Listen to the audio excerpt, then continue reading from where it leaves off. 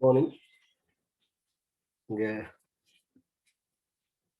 அக்கறை இன்னும் காண எனக்கு என்ன பேரு சரி. படிச்ச விஷயம் இருந்தாலும் இப்ப இந்த வரையில போல நடக்குது.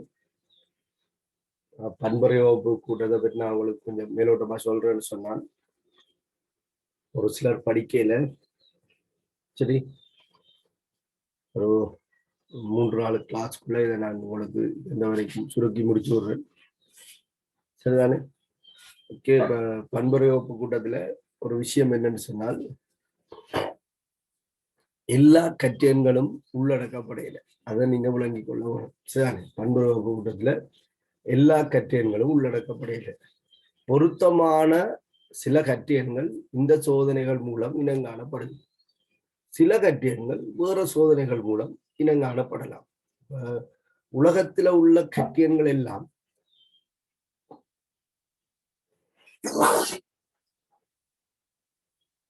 உலகத்தில் உள்ள கட்டியன்கள் எல்லாம் பண்புறுகோப்பு பொறியால இனங்காணப்பட வேணும் என்று எந்த ஒரு தேவைப்பாடும் இல்லை. நாங்கள் சில கட்டியன்களை சுவால சோதனைகளால இனங்காணோம். அப்ப யார் யாரை எந்தெந்த முறையில எந்தெந்த இடத்துல என்னென்னவாக நாங்கள் இனங்காண முடியுமோ அந்தந்த கட்டியன்களை அதுக்கேற்ற மாதிரி நாங்கள் இனங்காணோம்.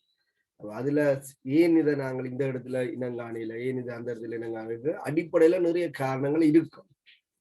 இப்ப சுவால சோதனைக்கு எஸ்குழுவின்ற கட்டியங்கள்லாம் அப்படி அழைக்கும். அப்படியே டிகுழுவின்ற கட்டியங்களை சுவால சோதனைக்கு உட்படுத்தல் என்று கேட்கலாது என்றால் அதற்கு அது சாத்தியப்பாடு இல்லாத ஒரு சந்தர்ப்பம் இருக்கு. அப்ப சிலது நாங்கள் என்னண்டு பொருத்தமான நிபந்தனையில பொருத்தமான ஆக்களை நாங்கள் இனங்காண்றோம்.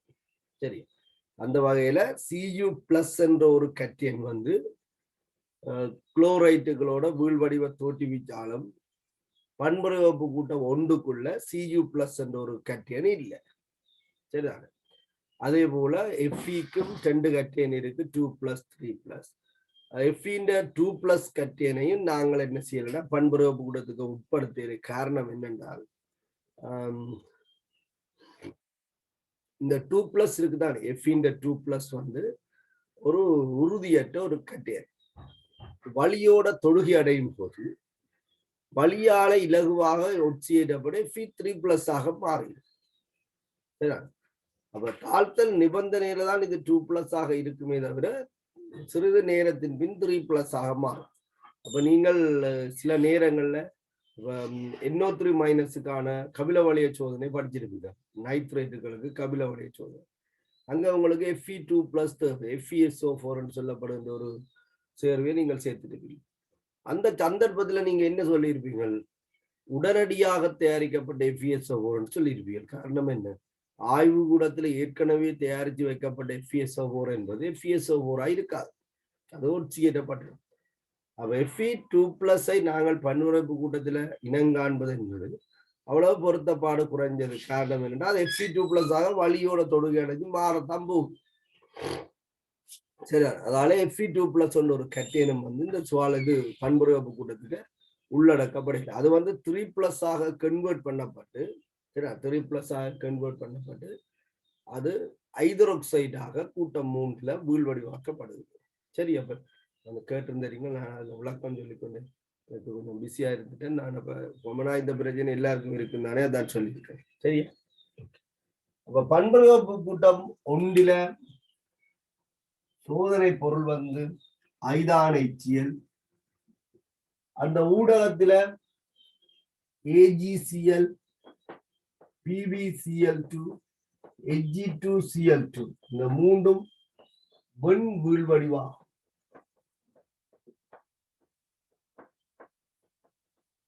வெள்ளை வீழ்வடிவு. இந்த வீழ்வடிவு வடித்து அகற்றப்பட்ட வடிதிரம். கவனிச்சு கொள்வோம். வீழ்வடிவு வடித்து அகற்றப்பட்ட வடிதிரம். இதை நாங்கள் கூட்டம் ஒன்றின் வடிதிரவம் சொல்லலாம். கூட்டம் ஒன்றின் வடிதிரவம். அவ இதுக்குள்ள எல்லாம் யார் இருக்கும் சொன்னால் இந்த வீழ்வடிவு வடிக்குள்ள இந்த வீழ்வடிவு இருக்கும். இந்த கூட்டம் ஒன்றின் வடிதிரவம், பண்புரைப்பு கூட்டம் ஒன்றின் வடிதிரவம். இந்த வடிதிரவம் Pb2+ அயன்களை கொண்டிருக்கும். காரணம் PbCl2 கரைதிறன் கொஞ்சம் கூட. அப்ப PbCl2 வந்து வீழ்வடிவாகிறது ஒரு குறிப்பான வீழ்வடிவாக மிகுதி கட்டியன்கள் இந்த கரைசலுக்குள்ள இருக்கு. அப்ப இது எப்படியோ இதுக்கு வரத்தான் போகுது. ஆனா Ag+ஓ Hg2+ இருக்கக்கூடாது. அது இருந்துச்சு என்று சொன்னால் அடுத்தடுத்த கூட்டங்கள் எங்களுக்கு தவறான முடிவுகளை தரும். ஆகவே அதுகள் இல்லை என்பதை உறுதிப்படுத்துவதற்காக இந்த வடிதிரவத்துக்கு நாங்கள் என்ன செய்ய வேண்டும் என்று சொன்னால் கொஞ்சம் அமிலம் சேர்த்து பார்க்கவும், மேலதிகமாக HCl சேர்த்து பார்க்கவும். அவர் சேர்த்து பார்க்கும் போது Ag+ Hg2+ கட்டியன்கள் இருந்தால் மீண்டும் வீழ்வடிவு தோன்றியல் என்று சொன்னால் அந்த கட்டியன்கள் எல்லாம் முதலாவது கூட்டத்தில் என்ன செய்யுது, வீழ்வடிவு ஆகிட்ட. அப்ப இவ்வாறு கூட்டம் ஒன்றுக்குரிய சோதனை செய்து அந்த கட்டியன்கள் குளோரைட்டுகளாக அகற்றப்பட்ட பின்பு பெறப்பட்ட வடிதிரவத்திற்கு மேலும் அமிலம் சேர்த்து வீழ்வடிவு இருக்கா இல்லையான்னு பார்த்து அதை நீங்க உறுதிப்படுத்த வேணும். இது பரிசோதனை ஒரு ப்ரொசீஜர். சரிதானே? இப்ப நீங்க HCl விட்டா வீழ்வடிவு வரும். அந்த வீழ்வடிவு முற்றாக வீழ்வடிவு ஆயிட்டு யாருக்கு தெரியும்? அதை உறுதிப்படுத்த. அப்ப கூட்டம் ஒன்றின் வடிதிரவத்துக்கு தான் நீங்க 2வது சோதனை செய்யப்பட வேண்டும். சரியா? பண்பறிவப்பு கூட்ட சோதனைகள் யாவும் ஒரு தொடர் ஒழுங்கில செய்யப்பட வேண்டியது. இப்ப 3வது கூட்டத்துக்கு சோதனை செய்ய போறீங்கன்னா முதலாவதா 3வது கூட்டத்துக்கு சோதனை செய்யலாம். முதலாவது கூட்டத்துக்கு சோதனை செய்து கட்டியன்கள் இருக்கண்டா அகற்றி இல்லையன்றதை உறுதிப்படுத்தி 2வது கூட்டத்துக்கு சோதனை செய்து அதிலே அகற்ற வேண்டியதை அகற்றி அதை இல்லை என்றதை உறுதிப்படுத்தி அதுக்கு பிறகுதான் 3வது கூட்ட சோதனைக்கு வரலாம். சரியா? அவ எழுந்த மானத்துல உடனடியாக 1வது கூட்ட சோதனை 3வது கூட்ட சோதனை செய்ய முடியாது. அப்ப பண்புறவப்பு கூட்டம் 2ல கூட்டம் ஒன்றின் வடிதிரவம், இந்த கூட்டம் ஒன்றின் வடிதிரவம் ஏற்கனவே ஐதான அமிலத்தை கொண்டிருக்கு.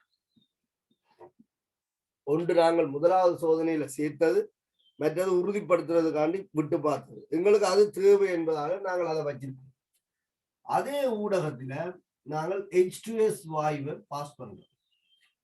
H2S வாயுவின் அயனாக்கம் பொது அயனோடு எப்படி இருக்கும்னு சொல்லி விரைவில் காட்டி தந்தேன்.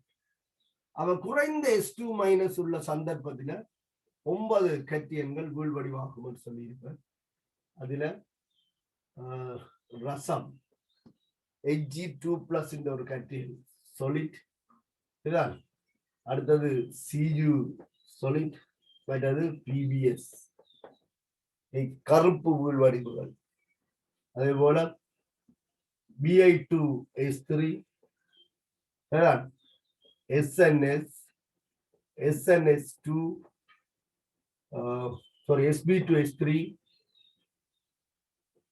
Sb2S3, SNS2, AS2S3, CDS. இவ்வளவு கட்டியங்களும் அவற்றின் சல்பைட்டுகளாக வீழ்வடிவார்கள். இதிலையும் கரைதிறன் குறைஞ்சது கரைதிறன் கூடிய சல்பைட்டுகள் இருக்கும். சரிதான்? இந்த 9 கட்டியன்களுக்கு கரைதிறன் கூடிய சல்பைட் வந்து கட்மியம் சல்பைட். கட்மியம் சல்பைட்டுக்கு வந்து கரைதிறன் கொஞ்சம் கூட. ஆனாலும் நாங்கள் பயன்படுத்துற HCl இந்த சரிவு 0.1 m-க்கும் 0.3 m-க்கும் இடையில இருந்துச்சு என்று சொன்னால் கட்மியம் இதுல வீழ்வடிவாகும். H2S பாஸ் பண்ணும்போது சொல்ற விலங்கு தானே. சரி, இந்த H2S அயனாக்கம் H2S அயனாக்கம் அமில ஊடகத்தால பாதிக்கப்படுதுன்னு சொல்றோம். HCl முன்னிலையில பாதிக்கப்படுது. அப்ப சமநிலை பின்னோக்கி நகர். S2- சரிவு குறையும். நீங்க பயன்படுத்துற சரிவு 0.1 m-ஆக இருக்கைக்குள்ள வார S2- சரிவு இந்த 9 கட்டியன்களையும் வீழ்வடிவாக்குவதற்கு போதுமானதாக இருக்கு. அதுக்கு ஒரு வீச்சு சொல்லியிருக்காங்க. 0.1 0.3 m. இதுல பயன்படுத்தப்படுற HCl சரிவு இந்த இடைக்கு இருந்துச்சுன்னு சொன்னால் கிட்டத்தட்ட pH 1 சொச்சத்துக்கு இருந்துச்சுன்னு சொன்னால் இதுல இருந்து வார S2- சரிவு குறைவாக இருக்கும். அது இந்த 9 கட்டியன்களை வீழ்வடிவாக்குவதற்கு போதும். யோசிச்சு பாருங்க, இதுல 2 சம்பவம் இருக்கு. இதுல பயன்படுத்தப்படுற HCl சரிவு நாங்கள் சொன்ன இந்த பெருமானத்தை விட கூடலாம் குறையலாம். அது பரிசோதனை செய்கிறால பொறுத்தது. கூடினால் என்ன நடக்கும், குறைஞ்சா என்ன நடக்கும் என்ற பிரச்சனை இருக்கு. சரியா? பயன்படுத்தப்படுகின்ற HCl என்ற செறிவு கூடினால் இதுல இருந்து வார H+ என்ற செறிவு கூடும். H+ என்ற செறிவு கூடினால் பொதுவையில் H+ என்ற செறிவு கூடினால் சமல்ல மேலும் பின்னோக்கி நகரும். S2- என்ற செறிவு நல்லா குறையும். பயன்படுத்தப்படுற அமிலத்தின் செறிவு இந்த ரேஞ்சை விட கூடினால்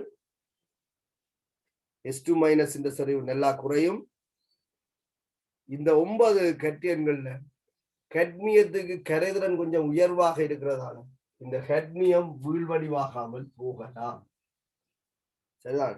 ஆகவே நீங்கள் சரிவ கவனமா பண்ணணும். ஆனா எங்கட சிலபஸ்ல ஐதான HCl சொன்னா போதுமானதாக இருக்கு. இங்க பண்புரை வகுப்பு கூட்டத்தில் அது தரவு சரியான முறையில் சொல்லப்பட்டு விளங்கப்படுத்தப்பட்டு நீங்கள் பயன்படுத்துற HCl என்ற செறிவு நல்லா குறைஞ்சுதுன்னு அதிகரிச்சுன்னு சொன்னால் S2- என்ற செறிவு நல்லா குறையும். கரைதிறன் ஒப்பீட்டு ரீதியில கூட கட்மியம் சல்பைட். அப்ப இது சில இதுல நிரம்பாது. அப்ப நிரம்பாண்டா என்ன அர்த்தம்? வீழ்வடிவாக. பண்புரை வகுப்பு கூட்டம் 4ல கொஞ்சம் கட்டியன்கள் சல்பைட்டுகளாக வீழ்வடிவாக கூடியது. ஒன்று Mn, எண்ணெய், சட்டன், CO. இவற்றின் சல்பைட்டுகளும் வீழ்வடிதான். இந்த சல்பைட்டுகளும் வீழ்வடிதான். ஆனா நான் உங்களுக்கு சொன்ன மாதிரி இவர்களுடைய எதிர்பார்ப்பு கூட இவர்களுக்கு கொஞ்சம் கூடுதலான S2- இருந்தாதான் நிரம்புகணும். அதாவது கரைதிறன் பெருக்கம் கூட. இது 10-25 வரிசையில இருந்தா 10-20 வரிசையிலான இருக்கு. இந்த 4 பேருக்கு கரைதிறன் குறைஞ்சவர் சற்று வெறும் கரைதிறன் குறைப்பு.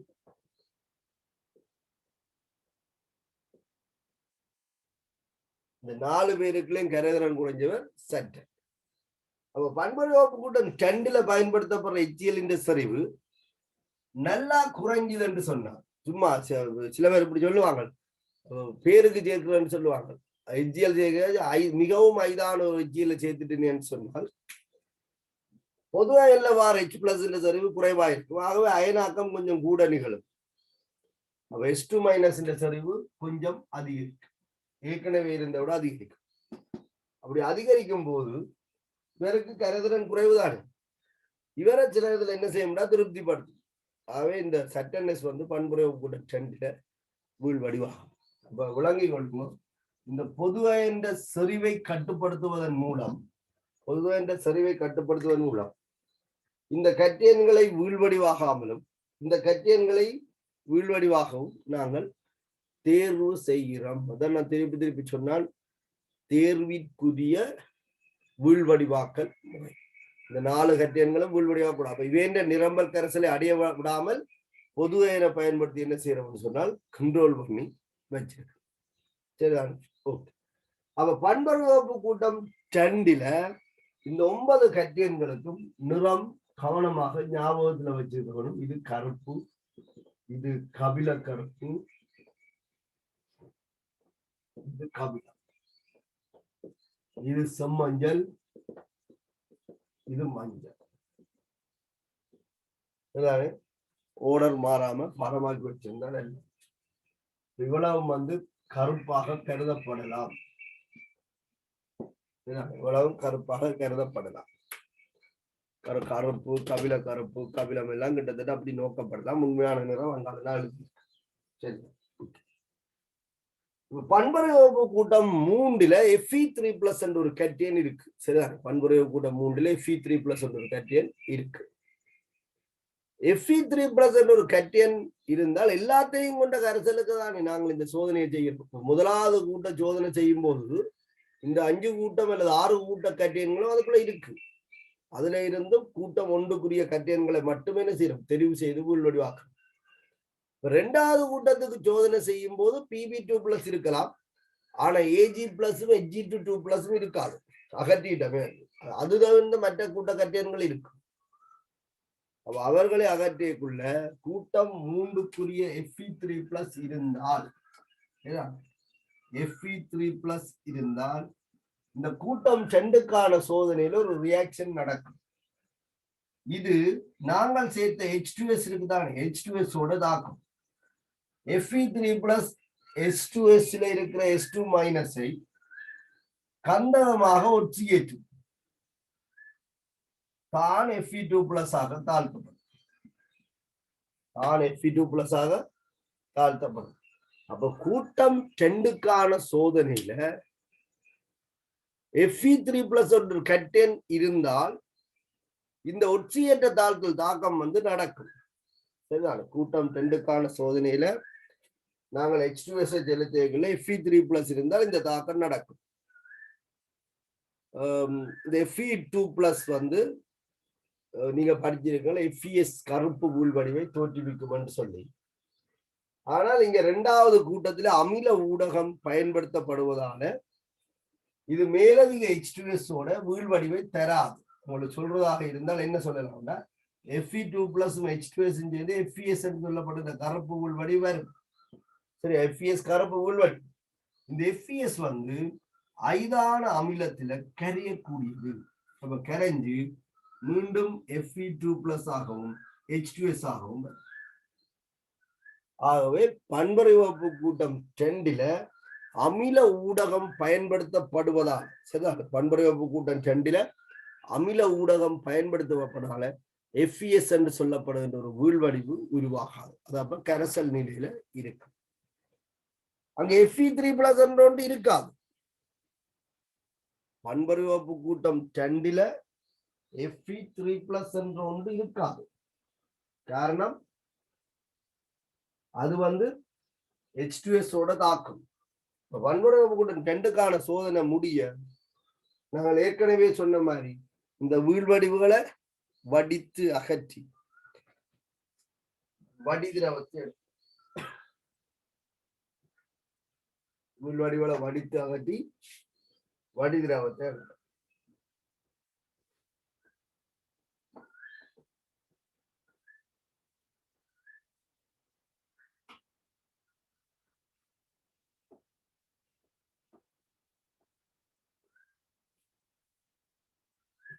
இந்த வீழ்வடிவு வடிக்கப்படுது.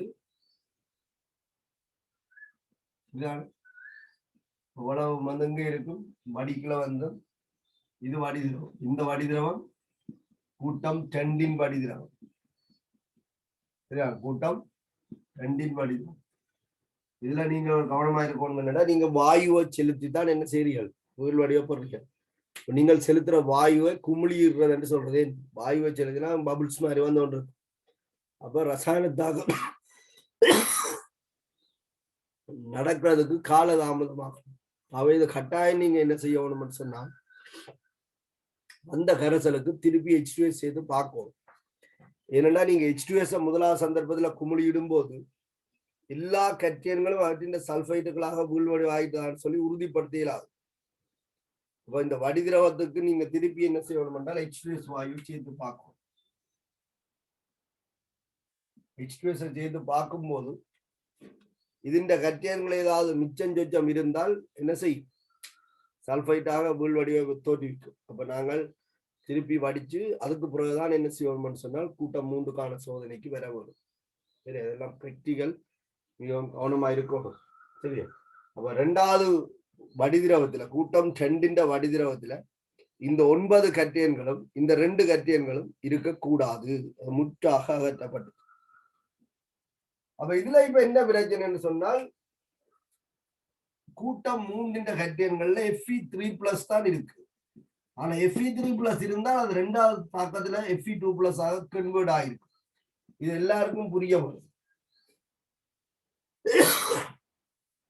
சரிதான்? Fe3+ கூட்டம் 3ல இருக்கு. இது கரைசல்ல இருந்தால் 2க்கான சோதனையில Fe2+ ஆக எப்படியோ மாறத்தான் போகும். சரிதான்? எப்படியோ மாறி. ஆகவே இவரை நாங்கள் என்ன செய்ய வேண்டி இருக்குதுன்னு சொன்னால், மீண்டும் Fe3+ ஆக மாற்ற வேண்டி இருக்கு. அப்ப இதுக்குள்ள நாங்கள் H2S சேர்த்ததால சிறிதளவு H2S என்ன செய்ய கரைஞ்சும் இருக்கும். அவ 2 இஷ்யூ இருக்கு. ஒன்று, பண்புறைவப்பு கூட்டம் 2ல சேர்க்கப்பட்ட H2S வாயு இந்த வடிதிரவத்துல கரைந்த நிலையில் காணப்படலாம் சிறிதளவு. இன்னொன்று, Fe3+ Fe2+ ஆகத்தான் மாறி இருக்கு. Fe2+ பண்புறைவப்பு கூட்டத்துக்கு உள்ளடக்கப்படவில்லை. ஆகவே இந்த 2+ 3+ ஆக நாங்கள் மாற்ற வேண்டும். அதுக்காக நாங்கள் கூட்டம் 2 வடிதிரவத்திற்கு நேரடியாக கூட்டம் 3க்கான சோதனையை செய்கிறது இல்லை. அப்ப 3க்கு சோதனை செய்யறதுக்கு முன்னர் நாங்கள் சில முற்கேற்பாடுகள்ல ஈடுபட வேண்டும். சரியா? கூட்டம் 3க்கான சோதனைக்கு முன்ன முற்கேற்பாடுல ஈடுபடும். அப்ப கூட்டம் 2 வடிதிரவத்துக்கு முதல்ல கொதிக்க வைக்கும். கூட்டம் 2 வடிதிரவத்தை முதல்ல கொதிக்க வைக்கும்.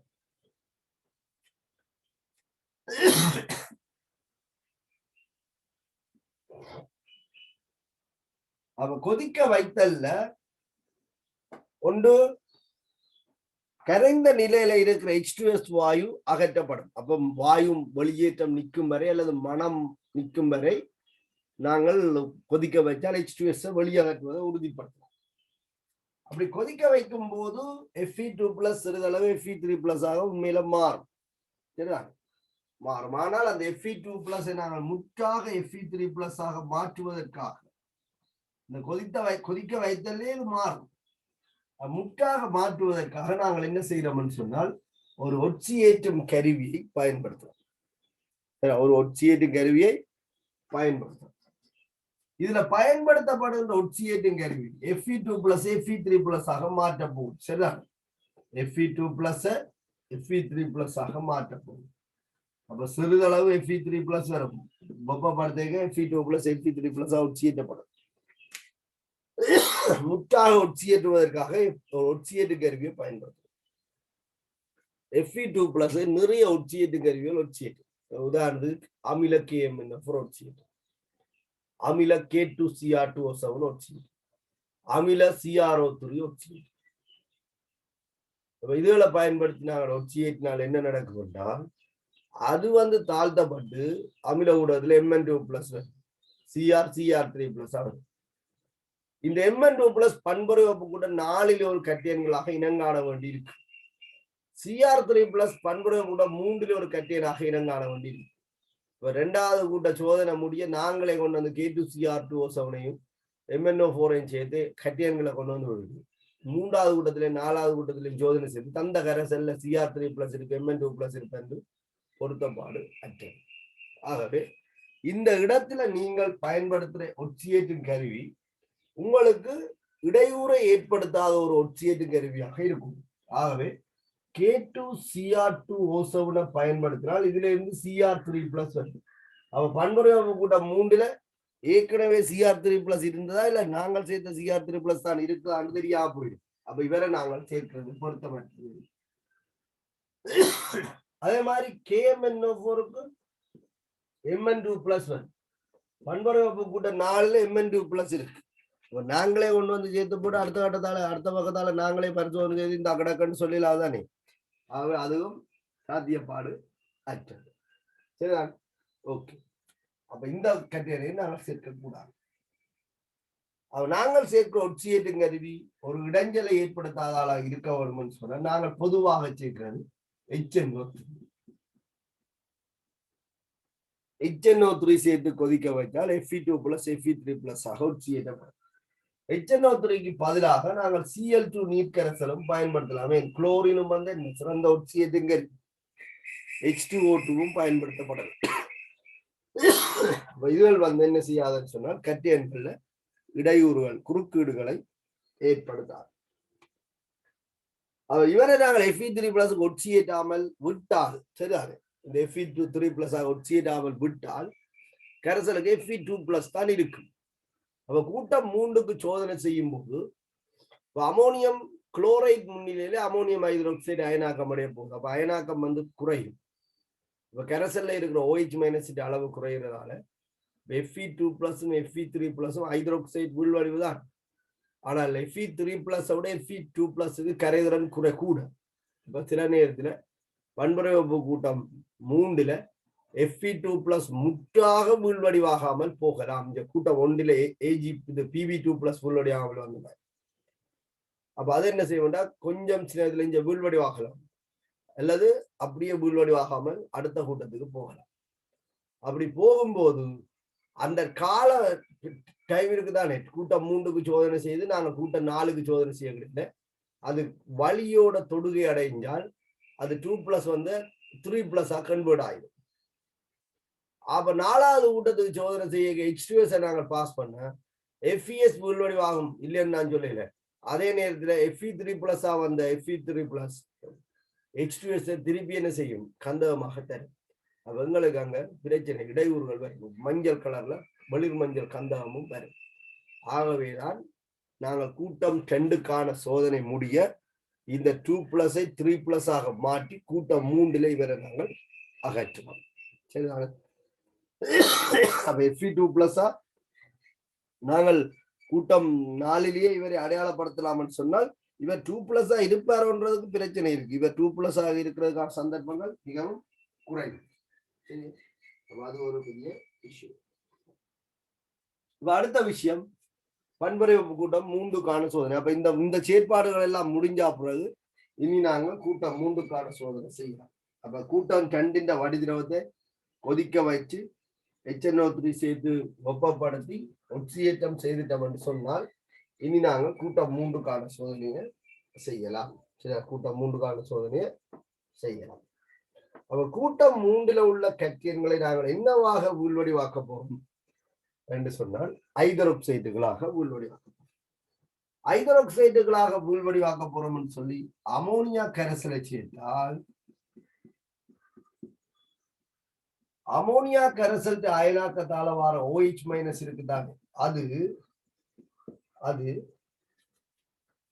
பன்மறிவப்பு கூட்டம் 4ல இருக்கிற Mn2+ஐயும் ஐதரோக்சைடாக உள்வடிவாக்கும்.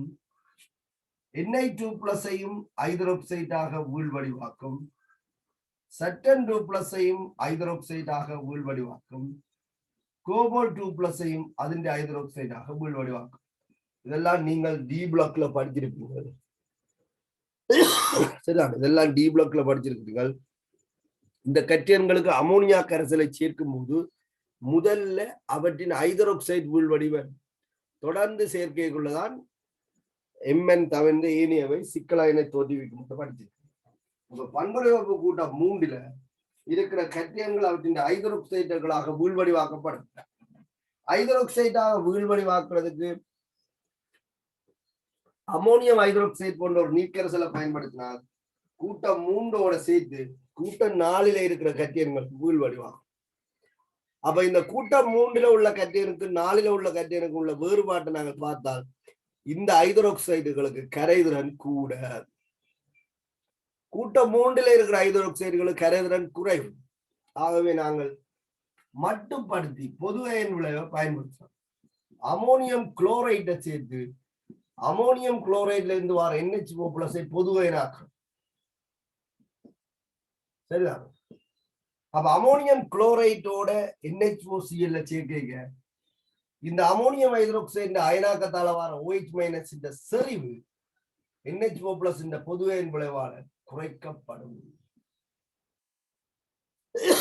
சரி, இதான் கவனிக்க வேண்டிய விஷயம். அமோனியம் குளோரைடு இல்லாமல் அமோனியம் ஹைட்ரோக்சைடு செய்தால் இந்த கட்டியன்களும் சேர்ந்து வீழ்வடிவாகும். இப்ப இவர்கள் வீழ்வடிவாக கூடாது, கூட்டம் 3 மட்டும் வீழ்வடிவாகணும் என்றால் இந்த அமோனியம் ஹைட்ரோக்சைடுல இருந்து வர OH- இந்த சரிவு இவைக்கு நிரம்பல் கரைசலை தோற்றுவிக்க கூடாது. கூட்டம் 3ல உள்ள கட்டியன்களுக்கு நிரம்பல் கரைசலை தோற்றுவிக்க வேணும். சரியா? அப்ப இந்த அமோனியம் குளோரைடு இந்த பொது அயன் விளைவால OH- இந்த சரிவு கட்டுப்படுத்தப்படும். அப்ப குறைந்த OH- பயன்படுத்தி Fe3+ FeOH ஆக வீழ்வடிவாகும். Al3+ AlOH ஆக வீழ்வடிவாகும். Cr3+ CrOH ஆக வீழ்வடிவாகும். இது கபிலம். செங்கபிலம் என்று சொல்லலாம். செங்கபிலம் கபிலம் என்று இருக்கும். இது வெள்ளை வீழ்வடிவு. ஜெலாட்டினஸ் வீழ்வடிவுன்னு சொல்றது ஊன் பசை வீழ்வடிவு. இது பச்சை. அமோனியம் குளோரைடு இருக்கிறதால இவற்றின் ஹைட்ரோக்சைடுகள் வீழ்வடிவாகுவதற்கு போதிய அளவு OH- கிடைக்காது. இதுதான் இதன் பொது விளைவு. அமோனியம் குளோரைட்ல இருந்து வந்த NH4+ அமோனியம் ஹைட்ரோக்சைட்ல அயனாக்கத்துக்கு பொது அயனாக தொழிற்பட்டு இதன் அயனாக்கத்தை குறைக்கும். இதன் மூலம் உருவாகிற OH- என்ற சரிவு குறைய கூட்டம் 4 இருக்கிற கரைதிறன் பெருக்கம் கூடிய கட்டியன்கள் அவற்றின் ஹைட்ரோக்சைடுகளாக வீழ்வடிவு ஆகாது. சரிதானே? நீங்க இதுல படிச்சிருப்பீங்க டி பிளாக்ல MnOH வெள்ளை என்று படித்திருப்பீர்கள். ஆனால் சில சந்தர்ப்பத்தில் இதை மென்சுவப் என்றும் குறிப்பிட்டிருக்கிறார்கள். இது பச்சை, சரியா? இதுவும் வெள்ளை. இது இப்ப இருக்கிற ரிசோர்ஸ்ல குழப்பமா இருக்கு. நீளமாகவும் மென்சுவப் என்றும் சில இடங்கள்ல இருக்கு, மாறி மாறி. அதுல உள்ள பிரச்சனை என்னன்னு சொன்னால் COOH வந்து சிக்கலயன் தோன்றக்கூடுது. இப்ப ஒரு துளி OH மேல செய்தா சேர்த்த இடத்துல நீளம் வரும். கொஞ்ச நேரத்துல என்ன செய்யணும்னா சாக்லேட் கலராக மாறும். பரிசோதனைகள்லயே இது வந்து உங்களுக்கு குழப்பத்தை ஏற்படுத்தும்.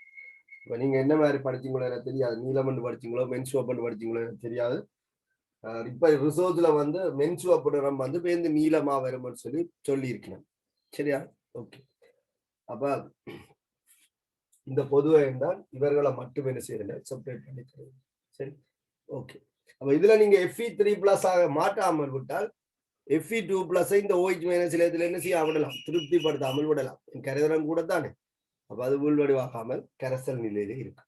ஏன் ஜோலிய வேற Fe3+ ஆக்கி இதுல வந்து நாங்கள் உறுதிப்படுத்தினோம்.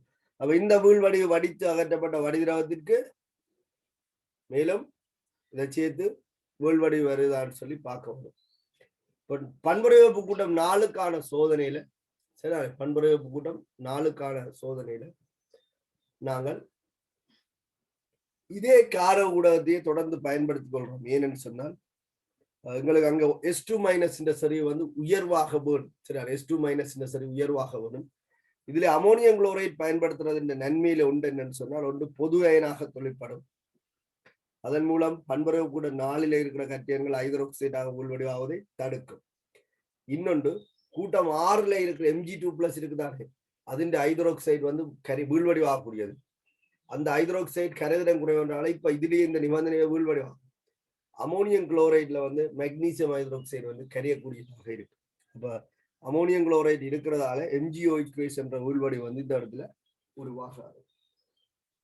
சரி, அடுத்தது நீங்கள் கூட்டம் 4க்கான சோதனை. மூன்றின் பண்புரையப்பு கூட்டம் 3 வடிதிரவத்துக்கு நீங்கள் 4க்கான சோதனை அதே ஊடகத்துலதான் செய்யப்படும். ஏன்னா உங்களுக்கு தேவை. அப்ப அமோனியம் குளோரைட் சேர்த்திருப்பீங்கள். ஏன் இது இல்லை என்றதை உறுதிப்படுத்துறதுக்காண்டி அமோனியம் ஹைட்ரோக்சைடும் சேர்த்திருப்பீங்க. அதே ஊடகத்துல H2S சேர்த்திருப்பீங்க. சரியா? இப்ப அமோனியம் ஹைட்ரோக்சைடு இருக்கிறதால அமோனியம் ஹைட்ரோக்சைடு வந்து என்ன செய்வோம்னு சொன்னால் பகுதியாக அயனாக்கப்படும் NH4+ ஆகவும் OH- ஆகவும் அயனாக்கம் அடையும். இதுக்குள்ள H2S வந்து பகுதி அயனாக்கம் அடையும். நான் இப்படி S2- H+. H2S இந்த பகுதி அயனாக்கத்தால வர H+ வந்து அமோனியம் ஹைட்ரோக்சைடு அயனாக்கத்தால வர OH- ஆல நடுநிலை ஆக்கப்படும்.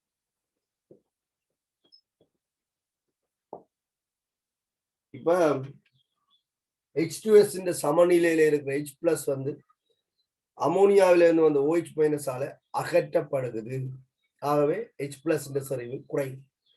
H+ இந்த சரிவை கூட்டு முகமாக சமநிலை வந்து என்ன செய்ய முடியும், வலதுபுறம் நகரும். அப்ப H2S வந்து இன்னும் பிரிகி அடைகிறதால இப்ப கரைசல் S2- இந்த சரிவு கூடும். அப்ப S2- இந்த சரிவு வலிந்து அதிகரிக்கப்படும் போது பண்புரைவு கூட்டம் 4 கரைதிறன் பெருக்கம் கூடிய சல்பைட்டுகளுக்கு தேவையான S2- இந்த சரிவு இப்ப கிடைக்கும். அந்த சல்பைட்டுகளை பயன்படுத்தி வீழ்வடிவாகும்.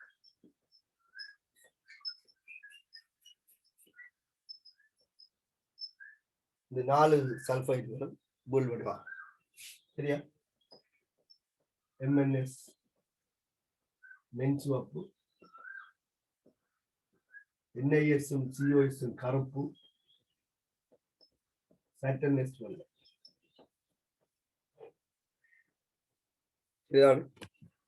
இந்த கட்டியன்கள் வந்து அவற்றின் சல்பைட்டுகளாக வீழ்வடிவாகும். இதுல வடி திரவத்தை எடுத்து கொதிக்க வச்சு H2Sஐ அகற்றி சரி அதே அமோனியம் ஹைட்ராக்சைடு அமோனியம் குளோரைடு ஊடகத்துல அடுத்த கட்டியன்கள் கூட்டம் 2 கட்டியன்கள் வந்து சாரி 5 கட்டியன்கள் வந்து அவற்றின் கார்பனேட்டுகளாக உள்ளுடைய யோசிச்சு பாருங்க முதலாவதாக 5ஆம் கூட்டத்துக்கு சோதனை செய்தால் என்ன நடந்துட்டு போகுது அநேகமான கார்பனேட்டுகள் நீர்ல கரியாது அங்க Ag+ Ag CO3 Ag2CO3 வந்துருக்கு Pv2+ PbCO3 வந்துருக்கு இப்ப நாங்கள் கார்பனேட்டாக வீழ்வடிவாக்க போறோம் என்று வெளிக்கிடைக்க இந்த கட்டியன்கள் எல்லாமே அவற்றின் கார்பனேட்டின் வீழ்வடிவத்தை அதனாலதான் தொடர் ஒழுங்கில் அகற்ற வேண்டியவர்கள் எல்லாத்தையும் அகற்றி கொண்டு வந்து நாங்கள் ஒரு தடவை சப்ளை பண்றோம் இப்ப பன்மரவு கூட்டம் 2ல உள்ள கட்டியன்கள் சல்பைட் அவளுடைய Ag+க்கும் சல்பைட் புல்வடிவுதான் அப்ப அவரை அகற்றினால அது இங்கே இல்லை முதலாவது கூட்டத்துக்கான சோதனை செய்து அதை அகற்றி அது இல்லை என்பதை உறுதிப்படுத்த வேணும் சரி அப்ப பன்மரவு கூட்டம் 5க்கான சோதனை இந்த வடிதிரவத்தில் செய்யப்படும் நான் தரலாம் இந்த நோட்ஸ் தரலாம் அது இந்த வடிதிரவத்துக்கு அமோனியம் கார்பனேட்டை சேர்ப்போம் அமோனியம் கார்பனேட் சேர்க்கும் போது அந்த கூட்டம் 2ல இருந்த அதாவது ஆவர்த்தன அட்டவணை கூட்டம் 2ல இருக்கிற கால்சியம் சோஞ்சியம் பேரியம் அவற்றின் கார்பனேட்டுகளாக வீழ்வடிவாகும் சரிதான் இந்த முடிய விட்டு நான் இந்த அட்டவணையத்தெல்லாம் பார்த்துக்கணும்